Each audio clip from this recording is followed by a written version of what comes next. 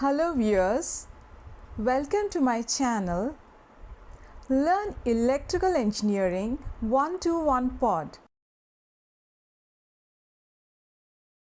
Hello viewers, in last session we have seen force voltage and force current analogy and torque voltage torque current analogy, and we have solved problems regarding force voltage and force current analogy. Today's session will start learning block diagram. Usually any system can be represented in terms of differential equation.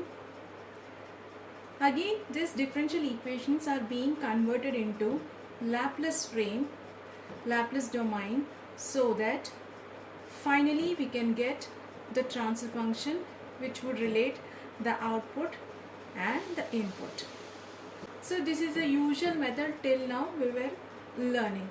Today we'll see one more approach, that is block diagram representation. The name itself, it's clearly understood. This is a pictorial representation in terms of a block. This is a block where this would represent a system which would tell us about the differential equation of that particular system. That is how we relate the input and output, and the elements of the block diagram also. Block diagram elements are block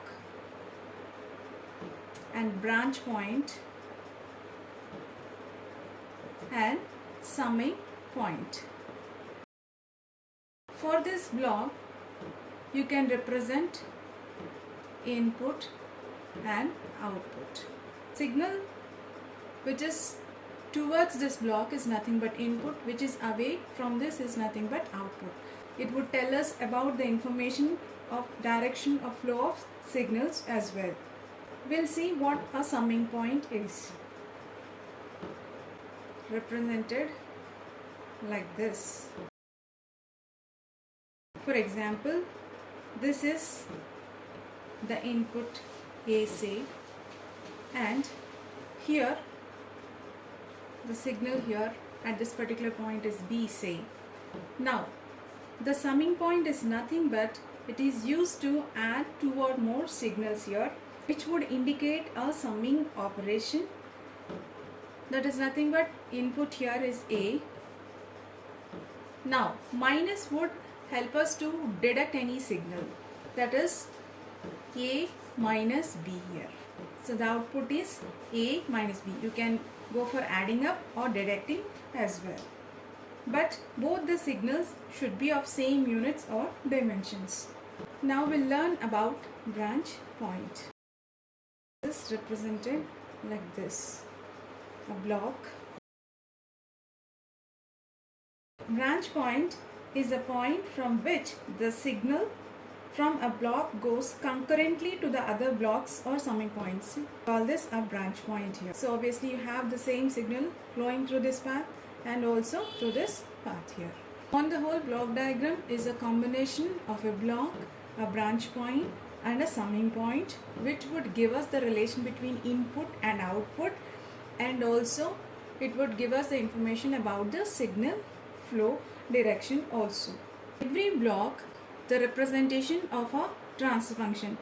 If it is a complex system, say you might be having several blocks, so on. Now this is the input, this is the output for this block 1, which is nothing but input to the second block. So depending upon the number of blocks and the signal flow, you might be having so many differential equations relating the blocks input and output. You're supposed to reduce that into a single block so that the analysis would be easy. For that, we need to learn the rules for block diagram reduction. Thank you for watching. If you find this video helpful, please like, share and subscribe. Stay tuned for more videos.